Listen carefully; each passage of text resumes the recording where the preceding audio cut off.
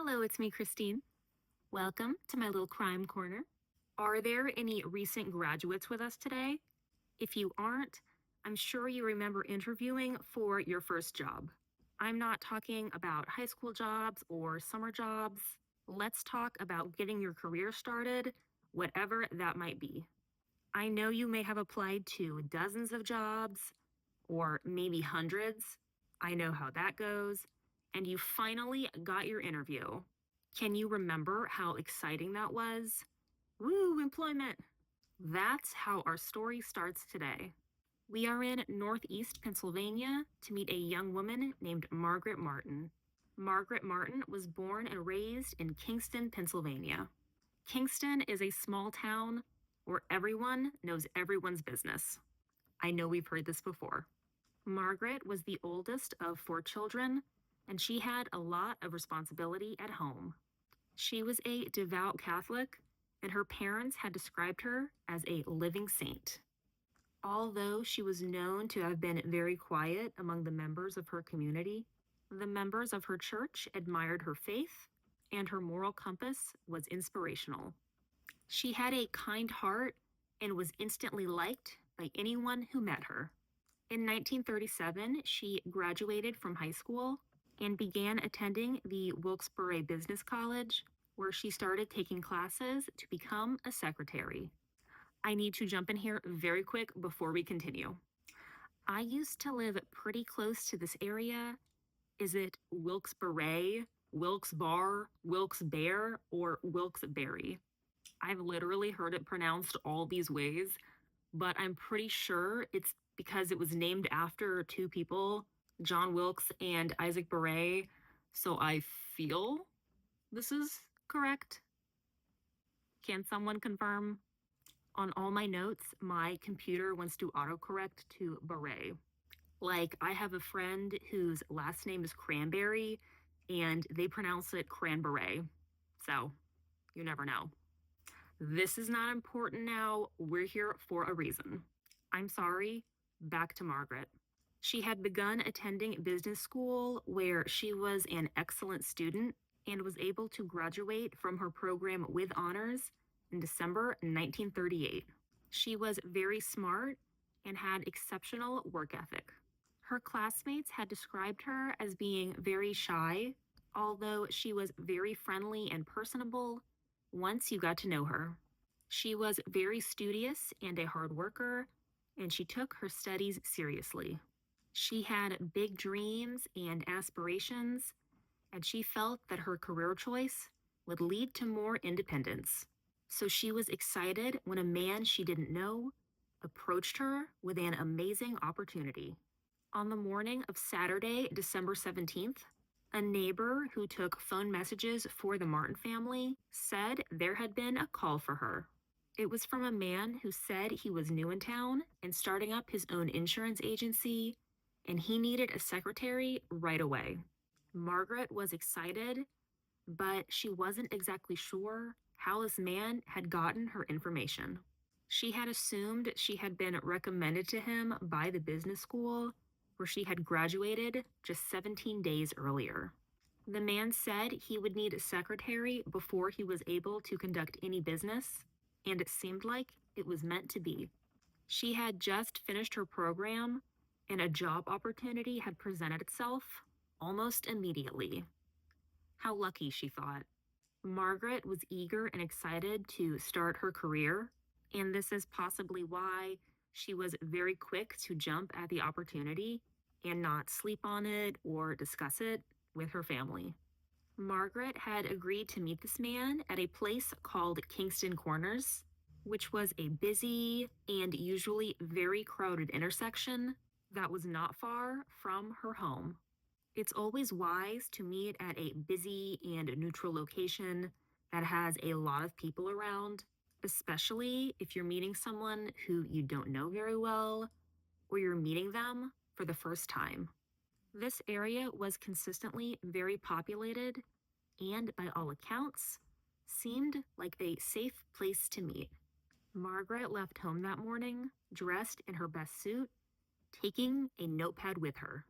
She said goodbye to her family as they wished her luck, and she said she'd be home by dinner, hopefully employed.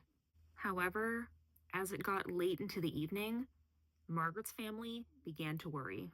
She knew she was expected home and wasn't really expected to be out all night. She was going to a job interview after all. How long could this possibly take?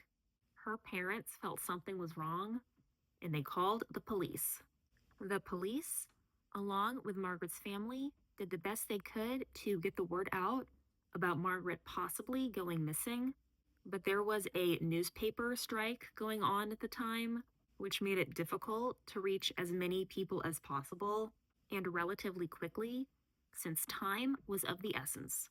But that didn't stop the tight-knit community from rallying together and going door to door and making phone calls to spread the word that Margaret was missing. Newspaper strike or not, the word was being spread. The initial search was kind of all over the place.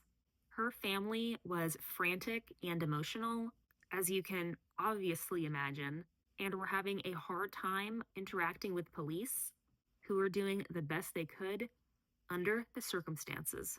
What I gathered from this description and from reading the report was that some of the police's questions couldn't be answered by the family, or some of their answers were considered unclear. I do think this could have been misconstrued as being difficult, but you have to remember this just happened, and the Martin family didn't know where their daughter was. And all of a sudden, there's a lot of commotion, and they're being questioned and trying to answer questions about the details of that morning. And I think we can attribute any inconsistencies in any response to questioning to very heightened emotions. They were just trying to do their best too. The police questioned people around town and had gotten information from several witnesses who had seen her last and were able to confirm that Margaret had, in fact, made it to her interview at the meeting spot. Witnesses recall seeing her have a brief exchange with what was described as a suave, sandy-haired man who looked pretty young, somewhere between the ages of 25 and 30, and was slightly overweight. And after a short chat, she was seen being led to his vehicle, a brown Plymouth or a black sedan, and climbing in. The car then drove away. After speaking with more witnesses who were in the area, police tried to get a better description of the man or his car, but no one was able to come up with any specific identifying details other than being suave and sandy-haired and having somewhat an idea of his age. There were still conflicting accounts of the type of car he was driving. No one was able to recall a license plate or even a partial series of numbers or letters. As the days went on with no updates or any leads, this continued to not only affect her family, who were very distraught by her sudden disappearance, but the community as a whole. Margaret was very well liked, and this shocking, by all accounts, abduction, I certainly consider this an abduction, happening in a crowded area in the middle of the day was just very concerning and had left a lot of people on edge. On December 21st, a man named Anthony Rezkowski was hunting in an area of Northmoreland Township, which was pretty much dense wilderness, and came upon something unusual. He was initially out in the woods to trap muskrats, and when he had reached the creek that ran through the area, he saw a large burlap bag that was partially submerged in the water. He got closer and was able to drag it forward to get a look inside. At first glance, it wasn't completely obvious what was inside, but when he got a better look, Anthony stumbled back. Inside the bag was the nude, mutilated body of a young woman. Anthony left the area quickly and alerted authorities. Once there, the police retrieved the young woman from the water, and she was transported to the coroner. In addition to several marks indicating a severe and brutal beating, the coroner discovered signs of strangulation. He found evidence that she would have been beaten by a heavy object, something like a rock, and she had defensive wounds all over her body. It is clear she fought hard for her life. She had bruises on her throat and body, and knife wounds on her stomach and thighs, but her official cause of death was determined to be strangulation. This young woman was then identified as Margaret Martin and then confirmed by her family. Police were not able to find any clues as to who the perpetrator might be based on the scene. Being such a remote area, it would have been easy to come and go and not be noticed. The area was so large, even if there were several people in the woods, it would be easy to go undetected and not notice sounds of a struggle. According to an article in the Times Ledger published in 1999, the writer theorized that Margaret was tortured and murdered in a sawmill in the mountains just under 15 miles from where she was found. Margaret's funeral mass was held at St. Ignatius Church in Kingston, and hundreds of people came to pay respects. Among the mourners were several plainclothes police officers who mingled with the attendees and were keeping their eye out for anyone acting or saying anything suspicious. There was some chatter here and there around town, theorizing about the killer's identity. Some people suggested it might have been a Wyoming County mortician. One theory was that the killer was the son of a prominent businessman who conveniently left the country shortly after the murder. Of course, the name was never released. Another theory was that it was an assistant pastor from a local church who had just been transferred. Again, no name was released. There was talk of it being a random teenage Kingston local who had a crush on her.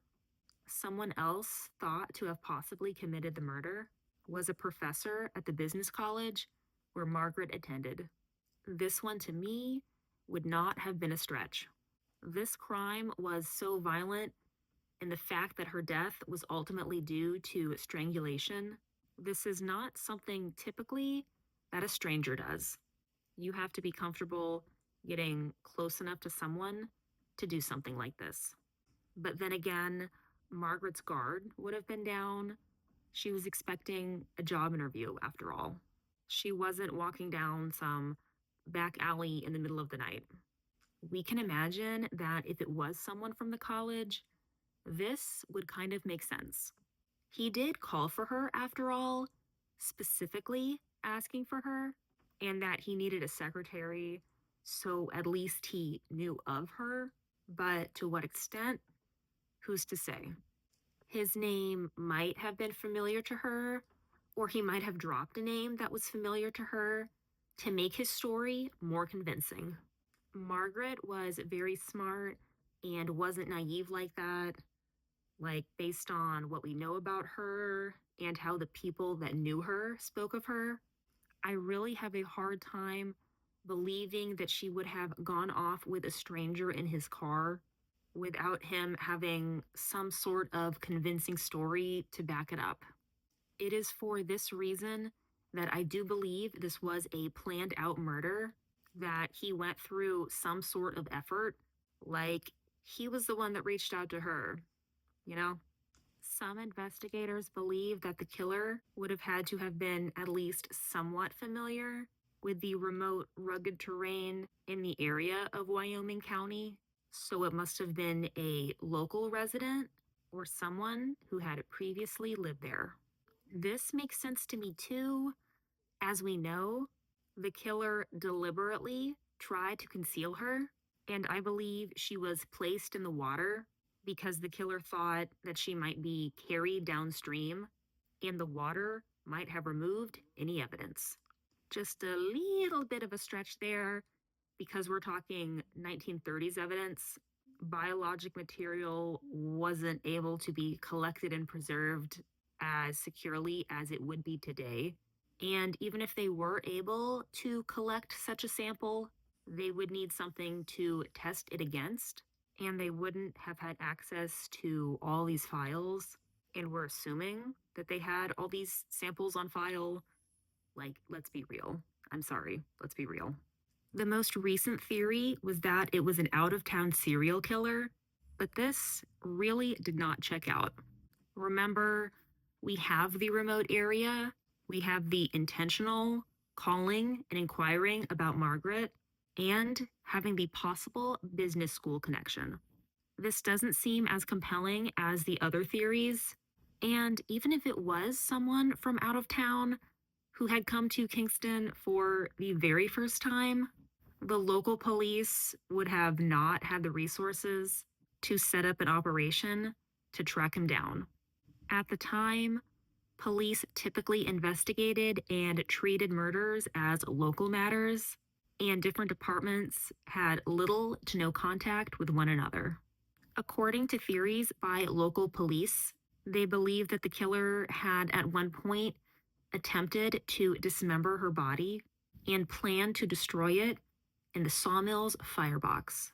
This plan was thwarted when the sawmill's owner, a man named James Kedd, showed up and scared away the perpetrator. James had assumed that the commotion he heard was just a random trespasser, and he had used his gun to fire a warning shot into the air. At that point, the killer would have panicked and driven with Margaret's body to the creek, where he carried her to the edge and abandoned her.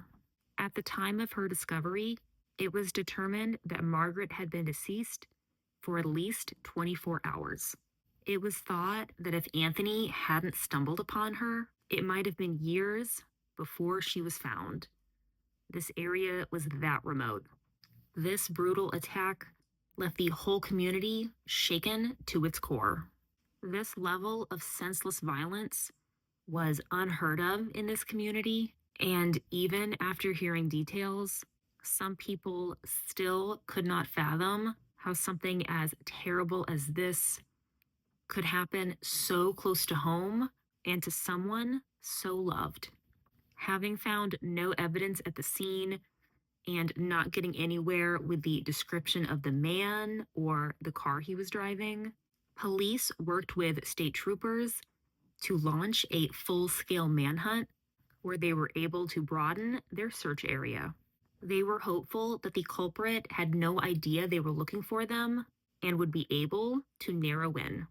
Unfortunately, despite their efforts, they were still at a standstill and not able to turn up anything of use.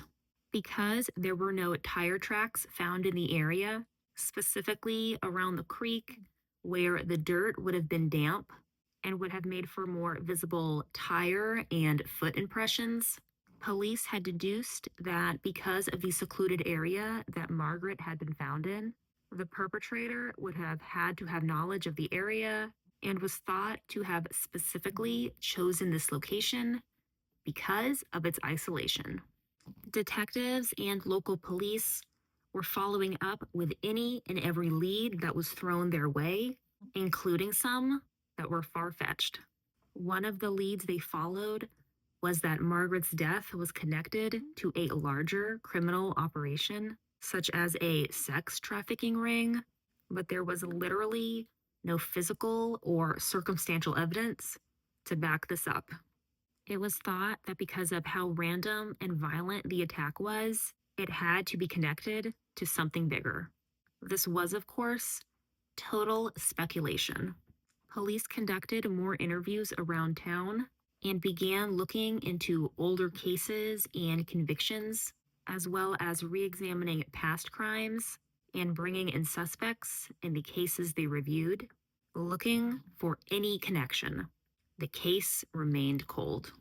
Every suspect brought in and each lead investigated only seemed to lead to more questions and deepen the mystery, frustrating investigators, and making the public more and more fearful. The attack was so violent and random. What's stopping something like this from happening again? As the weeks turned to months, the once influx of leads dwindled and the theories dried up. That is until September 1942, when a man from New York City named Orban Taylor confessed to the murder. But after looking into him, it turned out that this was a false confession. Infuriating. Orban Taylor was never charged with Margaret's murder or anything related to her murder, including obstruction of justice or giving police false information, although he did end up confessing to several unrelated crimes during his time at the police station. Margaret's family, as well as the community, had a second of closure that was just as quickly snatched away. The case at this point was considered cold, and the Martin family, as well as the Kingston community, was in a suspended state of grief. The town was never quite the same, and the fear of Margaret's attacker striking again was looming, and Margaret's death continued to be a haunting presence in the town. In the years and decades following Margaret's brutal and tragic murder, the mystery surrounding her death remains that, a mystery. There is little hope of investigators being able to solve this case on their own with what little evidence there was to begin with, and I feel the only hope would be a confession from someone that has the possibility of being verified with physical evidence that might be able to yield some answers. I'm still troubled that the man she met with was never identified, but I do believe it was either someone from town or someone who had a connection with the town, seeing as though the area where Margaret was found was so specific and remote. I feel it is highly unlikely that an outsider rolled into town, was able to commit this crime, and then find this remote area where they knew they wouldn't be disturbed and skedaddle out of town. Margaret was not found until 4 days after she had left her home for her interview, and I feel she was likely killed that same day, either in this remote location or moved there after the fact. That would have given the perpetrator 4 days to get as far away from Kingston as possible or to slip back into the community. I'm not ruling out the possibility that it could have been a local resident. Although there was no evidence that Margaret knew her attacker, there was no evidence that she didn't. On December 28th, 1938, Leo C. Mundy, a state senator from Pennsylvania, had stated that at the next state legislature meeting, he had plans to introduce a bill which would make sex crimes punishable by execution and would require registration for all sex offenders. Physicians and welfare workers would also be required to report anyone exhibiting any characteristics or tendencies to law enforcement. A big motivation for Leo Mundy to introduce this bill was due to Margaret's murder and was hoping that this would possibly assist in helping to find the culprit sometime in the future and to give the Martin family justice. At the beginning of 1939, most of the clues pertaining to Margaret's murder had proved to be useless. No physical evidence had been recovered from the culprit, and even if it was, again, there would have to be something to test it against, and there wasn't. Although no new useful clues had emerged, the hunt was still on for the killer. The police's manhunt was still active through February, and in June, police had turned up some new clues, but still, the killer was not identified. Suspects continued to be interviewed and investigated, but the perpetrator was never identified. In 1948, 10 years after Margaret's murder, the case remained one of the very few unsolved murders in Pennsylvania. In 1999, the Luzerne County District Attorney stated that even with all the modern advancements in forensic science and all the technology they had at their disposal, it would be extremely unlikely that Margaret's killer ever be identified. We can only presume that her killer is long deceased and would have taken this secret to his grave. As of right now, the case has gone cold. There hasn't been any new developments, but every once in a while, detectives periodically revisit the case files, hoping to come across something new. There is always a chance that someone might come forward with information, and since advancements in forensic technology are constantly being developed and improved, we may be closer than we think. The best we can do now is continue to keep Margaret's story alive, and hopefully someone somewhere will be able to piece together enough clues and tell what really happened that day. Please let me know your thoughts on this case.